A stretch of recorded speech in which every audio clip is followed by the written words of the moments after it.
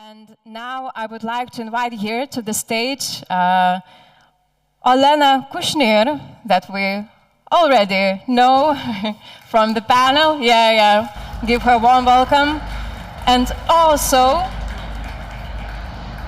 we have remotely, straight from Ukraine, Viktoriia joining Olena. And так проходит работа монтажников. And they both will discuss the resilience of Ukrainian ISPs and the community response. So we will wait for Viktoriia to join. Okay. Yeah, thank you. So, good day, ladies and gentlemen. Nice to see you here. And it's a great honor, firstly, for me to be here in Baltic area, in BalticNOG. And I want to tell thank you very much for organizers for inviting.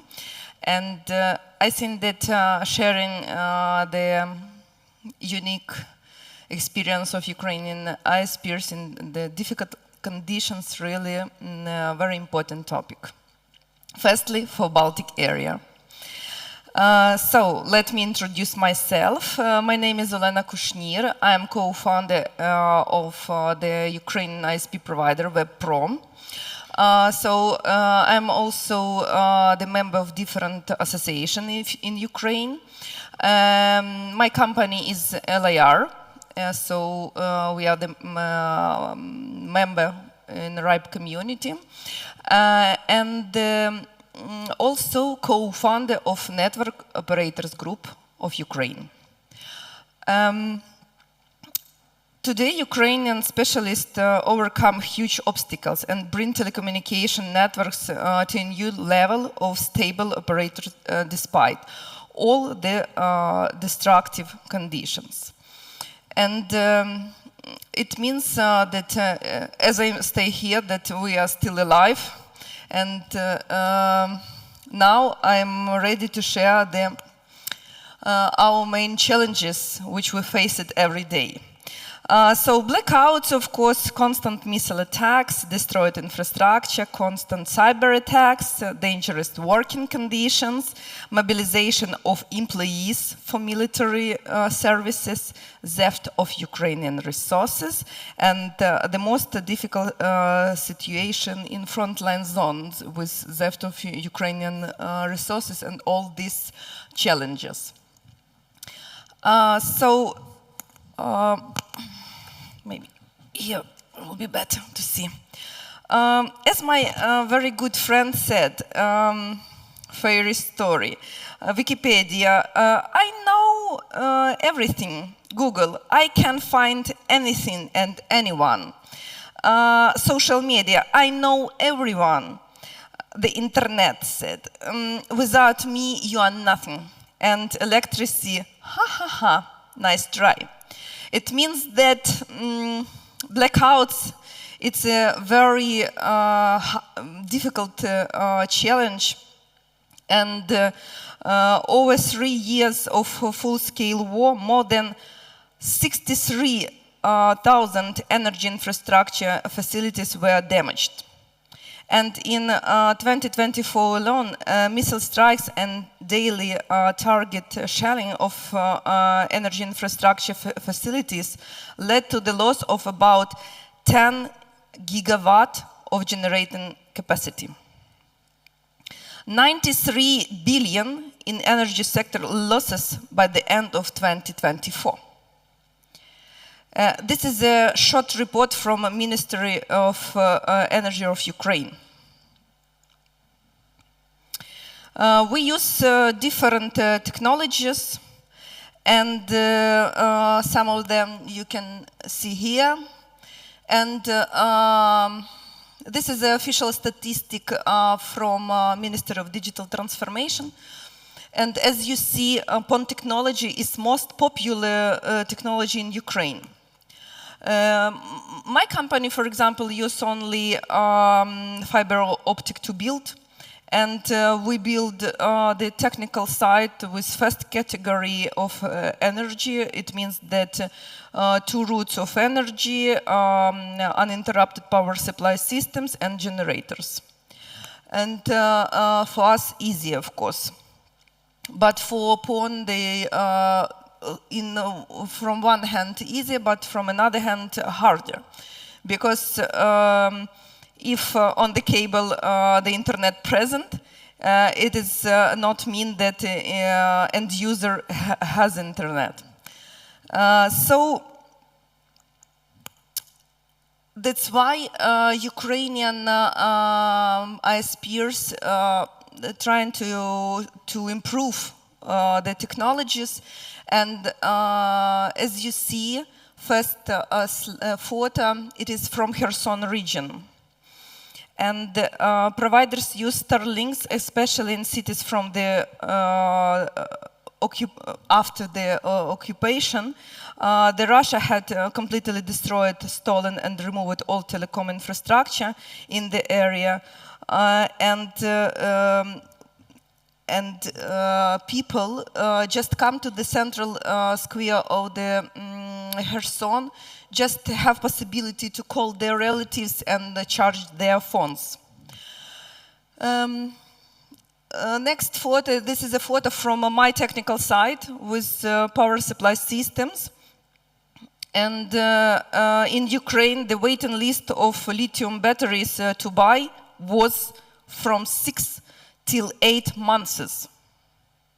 So the huge request and the huge waiting list, because I just want to remind that we have near 4,000 of ISPs.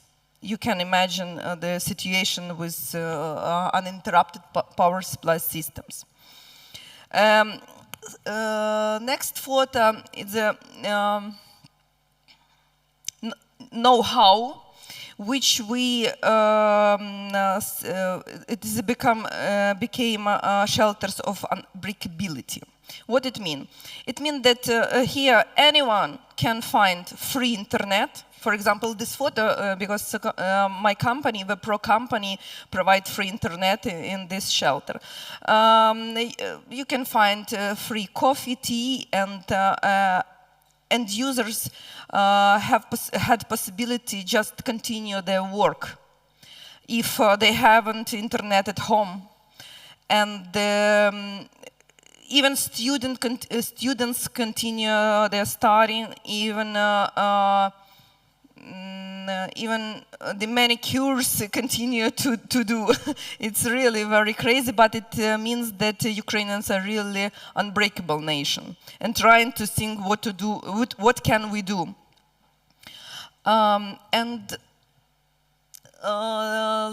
Last photo, it is a photo about teaching end users how to use and how to provide and to connect the Wi-Fi routers at home. A lot of ISPs start to use TikTok and just record video for end users and teach how to provide it at home. Because support receives so many calls, and it takes a lot of time to learn to teach the end users.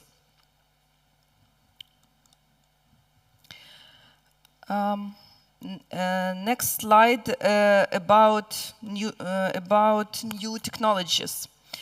Starlink Direct to Cell has been testing since August of this year. This technology allows 4G smartphone to connect directly to Starlink satellite, providing connectivity in remote locations and during blackouts without the need for additional equipment or special phones. Next issue was national roaming, as we mentioned on before section.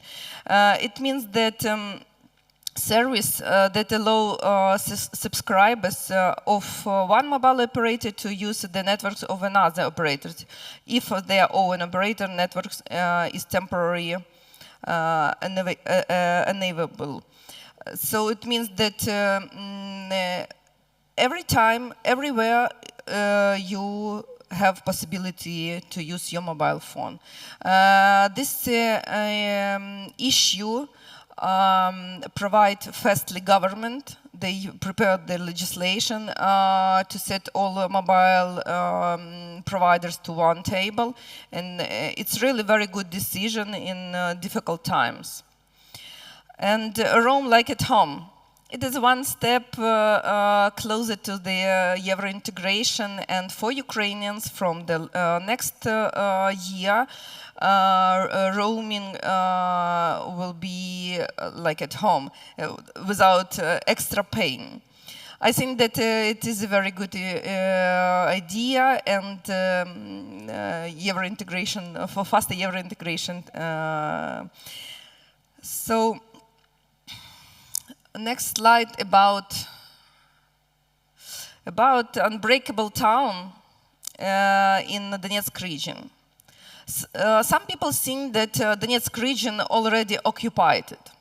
No, it's not true, because from 2014, Kramatorsk never been under occupation. This is old map, but the front line now from Kramatorsk only 5 kilometers. And my story starts from Mykola Kucheruk. Mykola Kucheruk is the director and owner of elite line ISP provider in Kramatorsk, Donetsk region, only 5 kilometers from front line. Mykola became an example of unbreakability of the telecom sphere of Ukraine.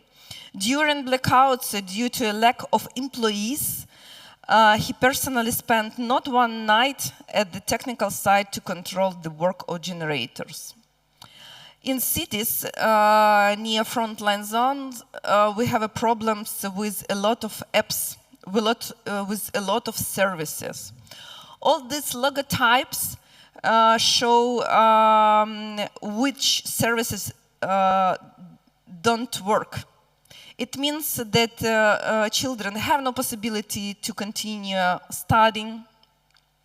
We're trying to connect with these companies.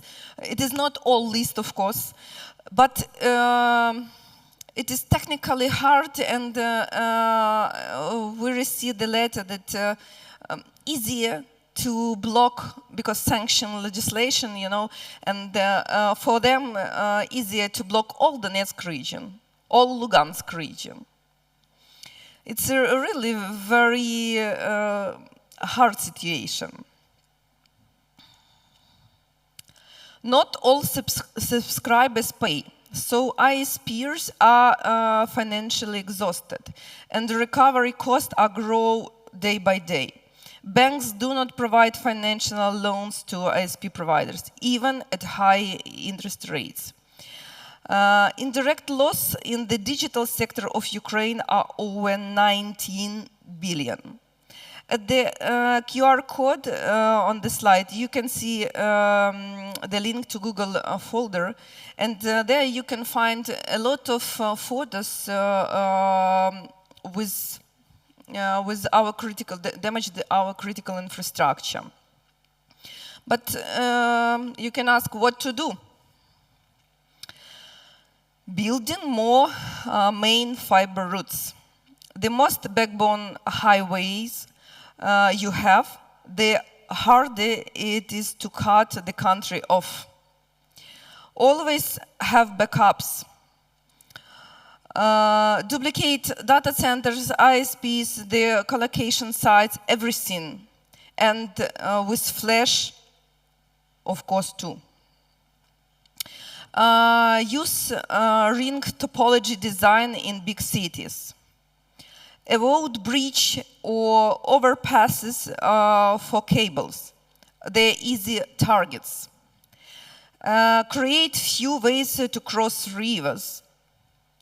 Put fiber on the ground. It is far more successful.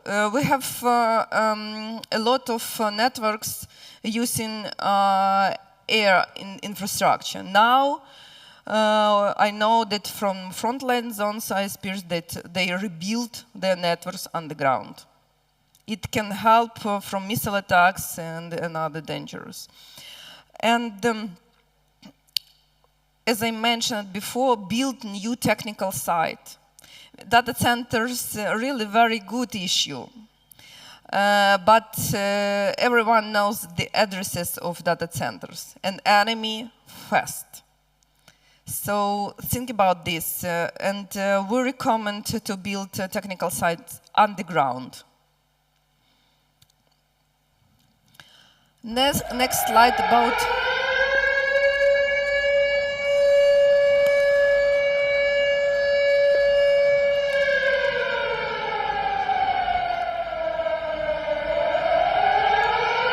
Так проходит работа монтажников.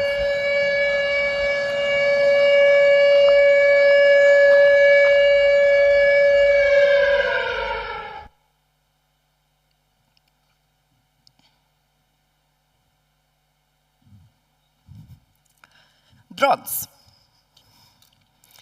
As you know, Ukrainian army and our enemy use a lot of drones, and they hit fastly the critical infrastructure and, of course, civilian people, and, of course, internet providers.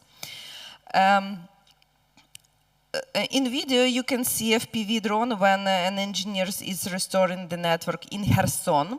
When they were returning, the drone hit a car. Everyone survived, but the car was damaged.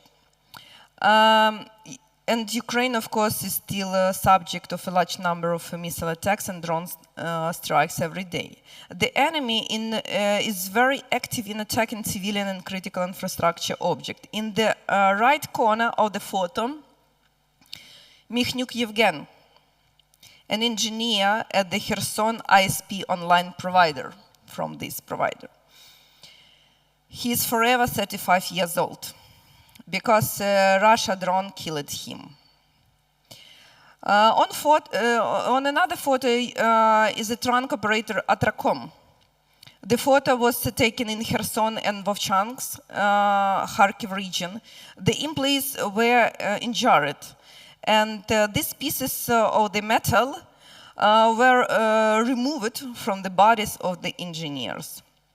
It means that we risk every day our lives so that the Ukrainian segment of internet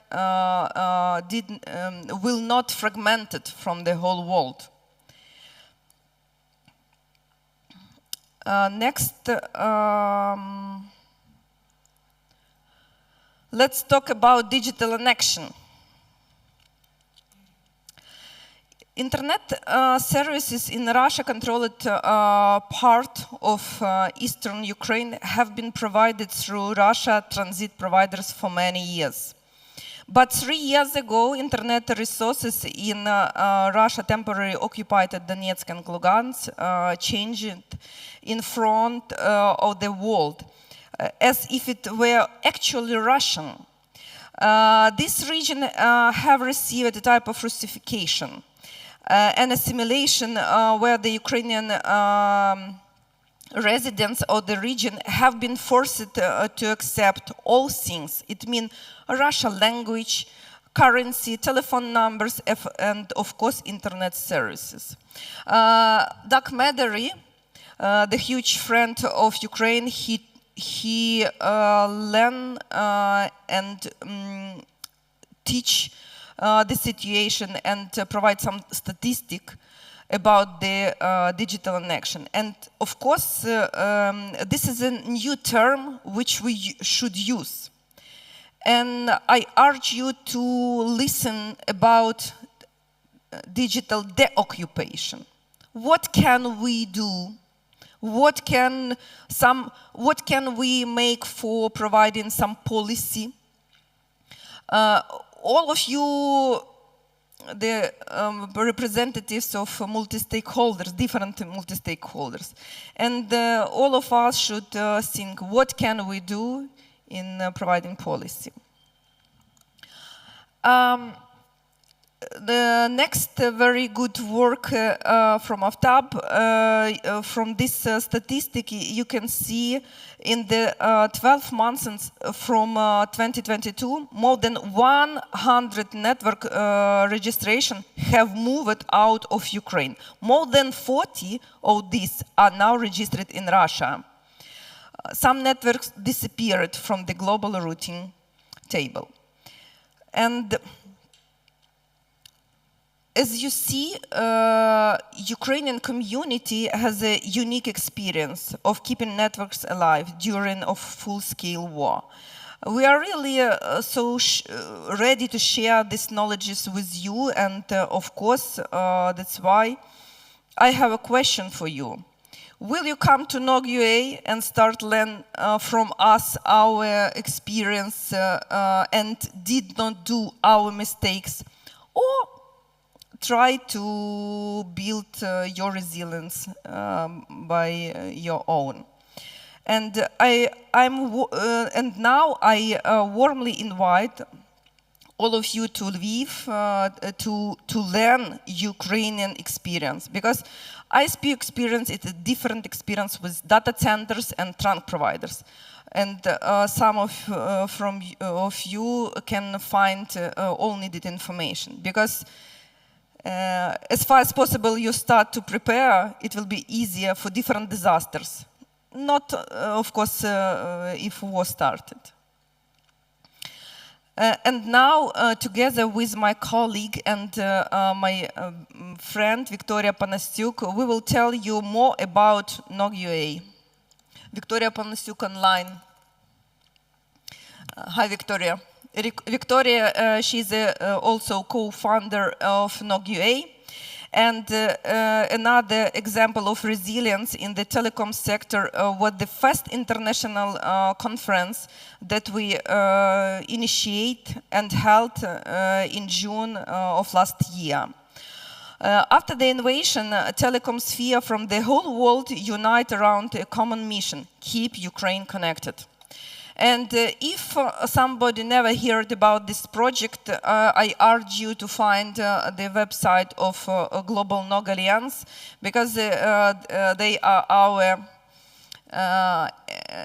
security angels in telecom sphere.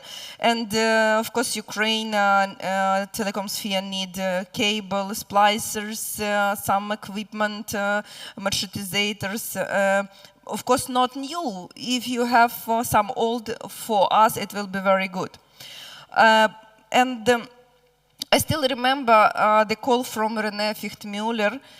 He said, hey, Olena, it's time to create NOG.ua. We adopted international standards in organizing our conference and open voting among the telecom community for position on the program committee. Through the democratic process, 10 people were elected. The committee now includes an international representative, heads of the 3 largest telecommunication association and media association, technical experts, media specialists, public defenders, and owners of internet providers from frontline zones. This is the first time on the history of independent Ukraine that such of powerful organizing committee has joined force to hold a telecom conference. We were supported of the government, of course. For example, Mikhailo Fedorov, Vice Prime Minister of Digital Transformation of Ukraine, opened us. Also, colleagues from various telecom associations and NOGs from Poland, Georgia, Lithuania, Latvia, Estonia spoke with warm words. Elina Usa from Finland, this is a brave woman, she came to us personally. Adele Akplogan, Vice President of Technical Engagement at ICANN, gave a welcome speech. and of course Sander Stefan from RIPE NCC board. So and you can see in numbers how it happened. So Viktoriia, your turn. Hi for all. Do you hear me? Yeah. Yes. Hi for everyone from Kyiv. I'm glad to be there. Let me introduce myself. My name is Viktoriia Panasiuk. I'm a regional director of the ISP, Ukrainian ISP provider Vidmer Telecom. I'm also a member of different Ukrainian professional associations. I'm co-founder of Ukrainian conference Telecom Ukraine, and since last year, I also a co-founder of the NOG UA project, of the NOG UA community and NOG UA conference. So I'm so pleased to welcome all the participants and organizers of the first BalticNOG meeting. I'm so sorry that I could not come in person. But I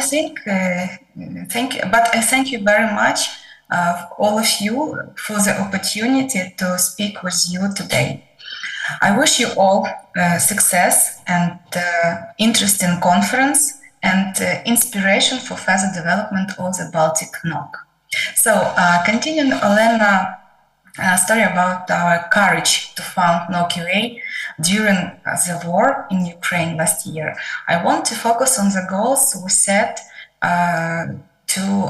for ourselves for the first meeting and the results that we achieved last year. So the main goals was charity and aid for ISP providers from the frontline regions that have very hard circumstances and work every day during under very hard conditions. We made a free participation for visiting all conference official part and social events with accommodations in the hotel venue for all frontline ISP providers. I'm so sorry. And thus more than 50 participants from the frontline regions were able to free attend the conference.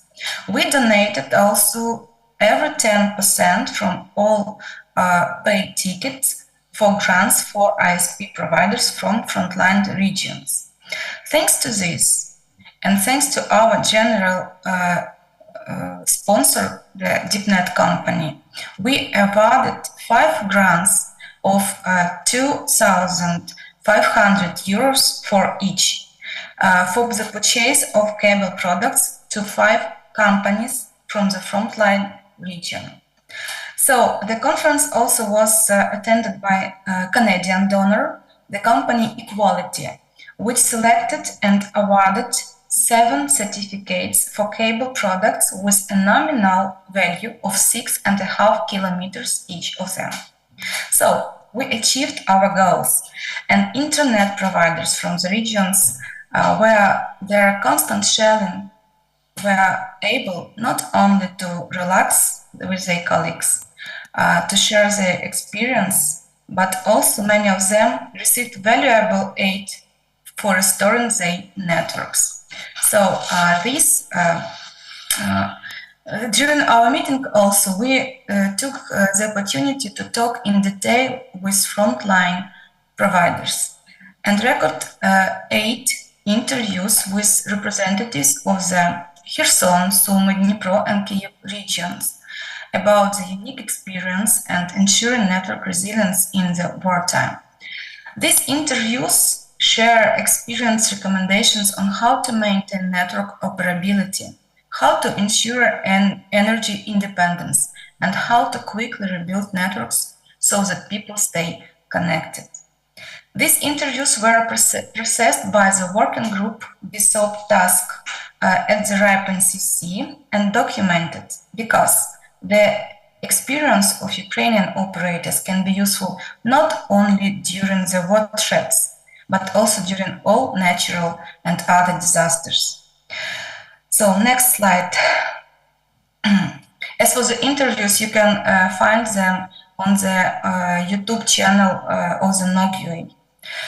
So the first NOG-UA was supported by leading specialized Ukrainian associations, European associations, many companies, and also keep Ukraine connected. We are very grateful to everyone who believed in this project, who made efforts to implement it, and everyone who now is a part of our NOG-UA community. Resilience is Ukraine, yes. Yeah, So let's start the next presentation. Olena said a lot about the challenges of the war in Ukraine, especially for Ukrainian ISP providers. Now, continuing Olena topic about the resilience of the Ukrainian internet during the war, I would like to tell you, using the example of our company and our own experience, Winner Telecom, how to provide lives in Ukraine in the frontline territory, what challenges we have faced and continue to face every day, how we overcome them and how we continue to work, what conclusions and lessons we have drawn from these terrible times. So before the full-scale war, Ukraine had one of the best broadband internet coverage in the Europe. And even in the small villages and towns, we had a high-speed connections up to 1 gigabit per second. And Winner Telecom, as many Ukrainian ISPs, also built their networks on the PON technologies already. As for Winner Telecom, we are an ISP provider who provides internet services in the 6 Ukrainian regions, and one of them is the Kherson region. We was under occupation, and some part of the Kherson regions and some part of our networks is still under Russian occupation. So the full-scale military invasion of Ukraine became a very big challenge for people and also for telecommunication industry, from total network destroying to fragmentation of Ukrainian internet segment and different levels. The Russian military invasion of Ukraine is not only about annexation of the territories, but also a digital annexation. Next slide, please. So challenges and changes that we faced. Olena said about a lot of them. I will be shorter. Destroyed network infrastructure and whole cities, theft and destruction of equipment, theft of companies and their resources, blackouts, traffic rerouting, cyber attacks, migration of people. For example, our subscriber bases have less significantly. Next slide, please. You can see different types of destroying infrastructure. They're under constant missile and drone attacks and bombing. Here you can see what our networks in Kherson looks like after the shelling. This could be a cable cut by shrapnel and the destruction of entire buildings with equipment. Next slide, please. Also, this is a photo you can see of the data center and the TV tower in the Kherson, which was destroyed after during the liberation of the Kherson region by Russians blew up during this time. And that you can see what they left after them. Next slide, please. Also, this is one of the most difficult challenge because after explosion of the Kakhovka hydroelectric station, our network and our equipments were underwater even. Next slide, please. What's the network impact of the war? First of all, destroying networks and on physical level. We had a lot of configuration changes. in Ukrainian frontline zone, we have migration of IP resources from UA zone to RU and others.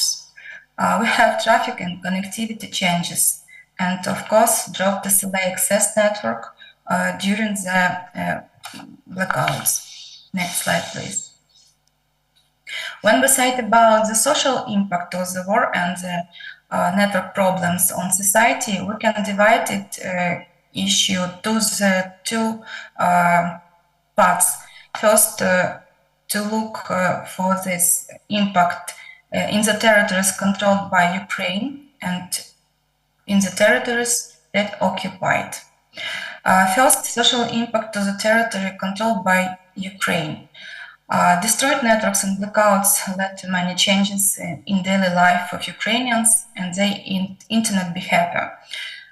We had a lot of broken processes, especially for the remote work. E-commerce had delays of order processing and deliveries. Someone even lost jobs. We had our children and students have had such problems with their studies, especially for the online study processes. Digital services in the first time of the war worked uncorrected or even were not available. Of course, there was a total disorientation and panic psychological state during air alarms without access to online news and information. So this, when the internet has some broken and shutdowns, there are a lot of problems we had and social impact of this process. Next slide, please. The situation in the occupied territory is much worse. Social impact, total control and censorship with disconnect Ukrainian from Ukrainian segment of internet led to full military control and problems with access to telecom hubs, disinformation, Russian propaganda spreading, inability to continue study, inability to use usual means of communications, cutting off any business processes, especially for those part which is on Ukrainian territory, usage of inconvenience VPN access and fully blocked Ukrainian TV and wide streaming access. First, that occupiers did on the occupied territories, they cut off people from the connection to Ukraine and Ukrainian news, Ukrainian information. So, lessons. You can make a photo of these lessons that we made and that we learned, and that could be important not only for the internet providers during wartime, but also during all nature and other disasters in the whole world. First, Ukrainian internet showed a high level of resilience due to the decentralized infrastructure. As you know, Ukraine have more than 4,000 ISPs that manage their networks individually. We have a lot of local providers that have not very large scale networks, but due this, we have more stability internet and resilient internet in Ukraine. ISPs should pay a great attention to the network security to prevent cyber attacks. It is necessary to have independent reserve channels for fast switches when some part of network is damaged or destroyed. A stock of equipment must always be available. Network should be provided by alternated uninterrupted power supply.